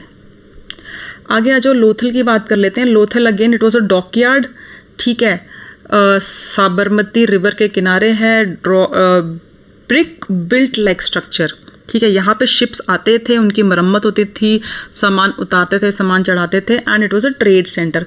अब यहाँ पे पर्शियन गल्फ की सील्स मिली हैं, तो ट्रेड सेंटर भी बहुत बड़ा था। जेम्स और ऑर्नामेंट्स मिले हैं, बीड्स मिली हैं। इंपॉर्टेंट फाइंडिंग्स यहाँ पे क्या है, राइस हस्क, राइस के छिलके मिले हैं। तो अगेन हमने बात करी थी एग्रीकल्चर में कि हाँ, लोथल एक सी बॉडी के आसपास है, तो यहाँ पे राइस की खेती होती होगी। बीड्स मिले हैं, टेराकोटा का हॉर्स मिला है। आर्टिफिशियल डॉकयार्ड, देखो डॉकयार्ड मैंने बात कर ली, जहाँ पे शिप्स की मरम्मत होती होगी। आगे आ जाओ, अब यहाँ पे, हाँ, यहाँ पे एक पॉइंट आपका रह गया, बटन सील मिली है। What is button seal? Just use your common sense. Button seal मतलब एक सील जो बटन जैसी दिखती हो, यानी कि बटन के साइज़ की हो, उसके आकार की हो, छोटी सी हो, गोल सी हो, तो दीज आर बटन सील्स। ये मेसोपोटामिया में भी बहुत सारी मिली हैं, और यहाँ पे भी लोथल में भी ऐसी छोटी छोटी बटन सील्स मिली हैं, ठीक है। आगे आ जाओ, Kalibangan, again Kalibangan means black bangles, Rajasthan की ये साइट है। यहाँ पे अब देखो, राजस्थान आज की तारीख में रेगिस्तान है, बट कालीबंगन की स्पेशलिटी देखिए उस टाइम पे। पहली बात तो वहाँ पे सरस्वती रिवर फ्लो करती थी राजस्थान में। फिर वेल्स मिले हैं, कुएं मिले हैं, यानी कि नीचे ग्राउंड वाटर था, काफ़ी हद तक राजस्थान में ग्राउंड वाटर था। एंड फरोज मिले हैं, यानी कि खुदी हुई जगहें मिली हैं, छोटे छोटे होल्स मिले हैं ज़मीन में, तो दैट मीन्स प्लोड फील्ड, यानी कि वहाँ पे खेत जोते जाते थे। इसका मतलब उस टाइम पे the soil of Rajasthan was fertile, ठीक है। धीरे धीरे क्लाइमेट थोड़ा चेंज हुआ है, तो अब रेगिस्तान में तब्दील हो गया है, बट उस टाइम पे soil was fertile, ground water भी था। एंड एक चीज़ ये स्पेशलिटी है, ये मैंने अलग से मार्क करी है, किसी तरह के वहाँ कालीबंगन में किसी तरह का ड्रेनेज सिस्टम, नालियों का सिस्टम नहीं मिलता है। बाकी सब साइट्स में मिलता है, इसमें नहीं मिलता है। और यहाँ पे ब्रेक्ड ब्रिक्स, पकी हुई ईंटें, भट्टियों में पकी हुई ईंटें भी नहीं मिल रही हैं, कच्ची ईंटों से स्ट्रक्चर्स बने हैं। तो ये देखो, ये एक फ़ोटो है, although it's black and white, but ये रियल फ़ोटो है। तो यहाँ पे जो स्ट्रक्चर्स बने हुए हैं वो पक्की ईंटों के नहीं बने हुए कालीबंगन में, ठीक है। कैमल की बोन्स मिली हैं, तो अगेन कैमल्स तब भी थे, कैमल्स आज भी हैं, हिस्ट्री ज़्यादा चेंज नहीं होती है। आगे आ जाओ, आगे हम धोलावीरा की बात कर लेते हैं। धोलावीरा पे सवाल आ चुका है 2022 प्रीलिम्स में, क्योंकि जुलाई 27, 2021 में Dholavira was declared UNESCO world heritage site, ठीक है। And it is the only site of Indus valley civilisation which has been included in UNESCO world heritage site. क्यों?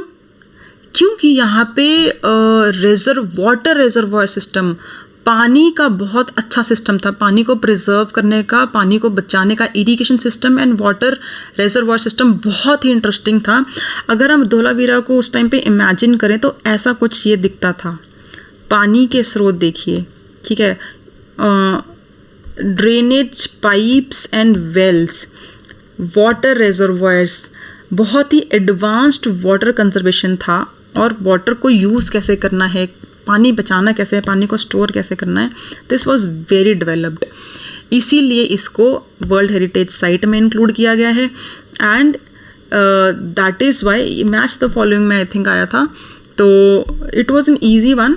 21 में डिक्लेयर हुआ, तब तक प्रीलिम्स निकल चुका था, तो इन्होंने 2022 के प्रीलिम्स में ये सवाल इंक्लूड किया and it was very expected. जो लोग सीरियसली तैयारी कर रहे थे, उन्होंने ये ईजीली विद इन सेकेंड्स टिक किया है आंसर। चानू दारो, मैंने आपको बताया that is the only place जहाँ पे सिटाडेल यानी कि एक रेस्ड प्लेटफॉर्म नहीं है, तो दैट मीन्स मे बी वहाँ पे रूलिंग क्लास नहीं थी। वहाँ पे lipstick, ink pot, bead making factories मिली हैं। अगेन सिटाडेल नहीं है और कोई किला नहीं है, कोई फोर्टिफाइड स्ट्रक्चर नहीं है, तो मे be society was more egalitarian here. Rangpur is right next to Lothal in Gujarat. यहाँ पे इम्पॉर्टेंट इतना नहीं है इसके डिस्क्रिप्शन, बस इसकी लोकेशन याद रखिए कि it is right next to, right to the west of Lothal. Banawali थोड़ा बहुत इम्पॉर्टेंट है, इट इज़ इन आपके हरियाणा में आता है, ठीक है, भिवानी के पास है I think. And clay model, plough, ये चीज़ देखिए, ऐसा कुछ प्लो आज की तारीख में जैसे खेत जोतते हैं वैसा कुछ एक क्ले मॉडल मिला है खेत जोतने के लिए, और उसके साथ ये एक स्ट्रक्चर, ये दिस इज उसके साथ जैसे कहीं होती है हमारी बंधी हुई, ठीक है, खेत जोतने के लिए वैसा एक स्ट्रक्चर मिला है। तो वहाँ पे खेत जोतने का स्ट्रक्चर उस टाइम पे उनके पास था। बनावली की ये स्पेशलिटी है। Alamgirpur, the easternmost site of Indus valley civilisation, जो कि मेरठ के पास है यूपी में, that comes under late Harappan culture. यहाँ पे जो पूरा पीरियड की बात है, बहुत लेट जाके यहाँ पे स्ट्रक्चर्स यहाँ पे फैला इंडस वैली सिविलाइजेशन, यहाँ पे बाद में आए वो लोग, और है भी ये ईस्टर्न मोस्ट, तो may be west to east ये ट्रैवल करते करते आलमगीरपुर तक पहुँचते हैं। पॉटरी एंड बीच मिली है, not very important. Then Rakhigarhi, again मैंने कहा था कि this is the largest IVC site, 2014 में बन गई थी। क्यों? क्योंकि यहाँ पे और भी स्ट्रक्चर्स मिलते गए, जितने ज़्यादा स्ट्रक्चर्स मिलते जाएंगे उतने फिर वो लार्ज साइट बन गई। And Mohenjodaro is 300 hectares, Rakhigarhi 350 hectares, तो now it is the largest Indus valley civilisation की साइट। एंड लास्ट आपका आता है सुरकोदड़ा, जैसे आप प्रोनाउंस करना चाहें कर लीजिए, ठीक है। ये इतनी इंपॉर्टेंट साइट नहीं है, बट इसकी आपको हाँ, तो इसमें थोड़ी कंट्रोवर्सी है। यहाँ पे हॉर्स रिमेन्स मिले हैं, बट UPSC में बहुत साल पहले एक सवाल आया था कि was horse known to Indus valley civilisation, और आंसर उन्होंने ये दिया था कि नहीं, बट हॉर्स रिमेन्स मिले हैं, तो लोगों ने काफ़ी टिक कर दिया था कि हाँ horse was known to them. But फिर सुप्रीम कोर्ट में ये केस किया था, बहुत बड़ा हुआ था, एंड UPSC ने सुप्रीम कोर्ट में स्टैंड लिया था कि नहीं, horse was not known to Indus Valley Civilization. तो this is the official stand of UPSC, even though सुरकोदड़ा में हॉर्स रिमेन्स मिले हैं, दिस इज अ फैक्ट. तो आप यूपीएससी की तैयारी कर रहे हैं, आप यूपीएससी के किसी भी स्टेज पे कुछ भी पूछा जाए तो आप बोलिए कि no, horse was not known to Indus valley civilisation. ठीक है जी, ये आपका क्लियर कट स्टैंड है. नेक्स्ट आ जाते हैं. अब this is the last section. कैसे इतनी डेवलप्ड, इतनी बढ़िया एडवांस सोसाइटी विलुप्त हो जाती है ऑल ऑफ अ सडन? क्या कारण हो सकते हैं? क्या हमारी सोसाइटी भी, जब हम इतने एडवांस हो चुके हैं, we have gone to moon, Mars, AI चल रहा है, ठीक है, क्या हम भी ऐसे ही किसी तरह विलुप्त हो जाएंगे? आज की हमें अपना भविष्य समझने के लिए हमें अपने पास्ट में जो सिविलाइजेशन थी वो कैसे विलुप्त हुई वो समझने की बहुत ज़रूरत है. क्लाइमेट चेंज बहुत बड़ा रीज़न बोला जा रहा है हमारी ह्यूमन सिविलाइजेशन के विलुप्त होने का कारण अगले कुछ सालों में, कुछ सैकड़ों सालों में. ठीक है, तो यहाँ पे भी सिमिलर सिचुएशन बहुत सारे आर्कियोलॉजिस्ट्स ने बोली है कि भाई किसी ने बोला है कि क्लाइमेट चेंज, देखो these names only the highlighted ones are important मेरे हिसाब से. किसी ने बोला कि क्लाइमेट चेंज हुआ था बहुत ज़बरदस्त, किसी ने बोला नेचुरल कैलेमिटी भूकंप आया होगा या फ्लड आया होगा. एंड ये जो नेचुरल कैलेमिटी है ये बहुत आगे लोगों ने बोला, जैसे इन्होंने बोला अर्थक्वेक, भूकंप आया. किसी ने बोला कि अब this is also natural reason कि रिवर इंडस, सरस्वती रिवर जैसे सूख गई तो रिवर्स सूख गई, इंडस रिवर्स में भी उस टाइम और बड़ी होती होगी तो वो सूखी. ठीक है, फिर ecological balance, again this is a natural calamity, this is climate change कि मौसम, क्लाइमेट ऐसा बदला कि that was not favourable for survival of human beings during that time. ठीक है, ये कहा जा रहा है. फ्लड आ गया, again it is also natural calamity. तो बहुत सारे आर्कियोलॉजिस्ट इस बात पे तो अग्री कर रहे हैं कि क्लाइमेट चेंज या नेचुरल कैलेमिटी जैसी कोई चीज़ होगी. एंड आज की तारीख में आप देखिए कि आज हमारी जो सिविलाइजेशन है उसके ख़त्म होने का भी यही रीज़न कहा जा रहा है. But this one is very interesting and ये बंदा भी आपने ये आर्कियोलॉजिस्ट का नाम भी लिख के आना है, आर व्हीलर गॉर्डन. इन्होंने कहा कि आर्यन इन्वेजन हुई थी.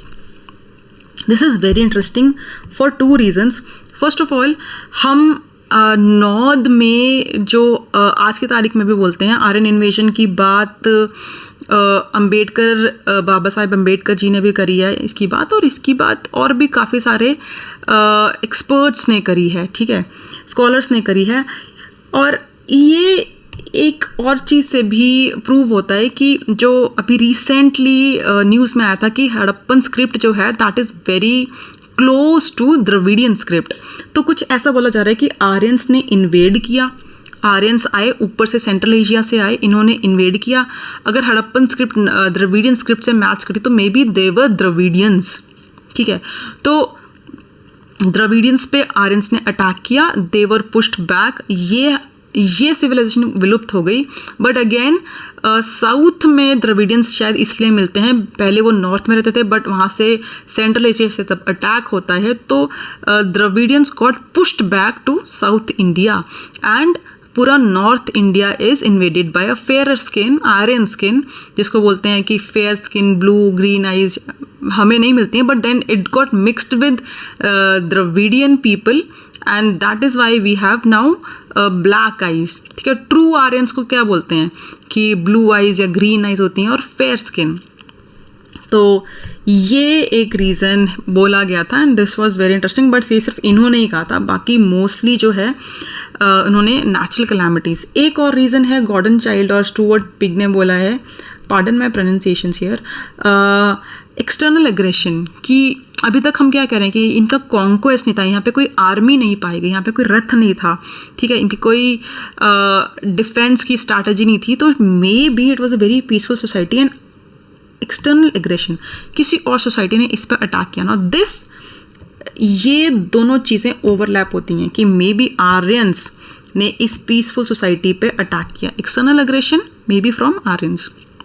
ठीक है, ये 4-5 आप डायमेंशंस लिख के आएंगे कि हाउ ये सोसाइटी ख़त्म होती है.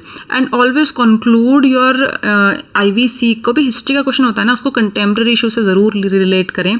सवाल भी आया था 2013 में, स्मार्ट सिटी की स्कीम उस टाइम लॉन्च हुई थी और उससे कनेक्शन सीधा सीधा इन्होंने किया था कि I don't remember the question exactly, but ये जो सोसाइटी थी ये इतनी एडवांस थी, इतनी अर्बनाइज थी, this was kind of a smart city at that time, ठीक है। तो यहाँ से हम क्या क्या सीख सकते हैं जो हम आज के अपनी स्मार्ट सिटी स्कीम में डाल सकें। आज की तारीख में भी पूरा इंडिया इतना डेवलप नहीं है जो 5,000 4,500 पहले ये सोसाइटी इतनी डेवलप थी। तो what learnings can we implement in our smart city scheme, ठीक है। ऐसे आप कुछ चीज़ें लेके कंक्लूड कर सकते हैं। तो that is it for today. 1.25 घंटे में हमने ये पूरा फिनिश कर दिया है Indus valley civilisation, to the extent कि कितना भी डिफ़िकल्ट सवाल आ जाए, you would always have an edge over other competitors, other aspirants after finishing this lecture, ठीक है। नेक्स्ट लेक्चर हम करेंगे यूनिट 3 वैदिक। अब ये सोसाइटी विलुप्त हो चुकी है, ये सिविलाइजेशन ख़त्म होती है कुछ सालों, कुछ 500,000 सालों बाद एक नई सोसाइटी गंगा किनारे पैदा होगी, दैट इज़ कॉल्ड वैदिक सिविलाइजेशन। अगली यूनिट में हम पढ़ेंगे वैदिक सिविलाइजेशन। Thank you.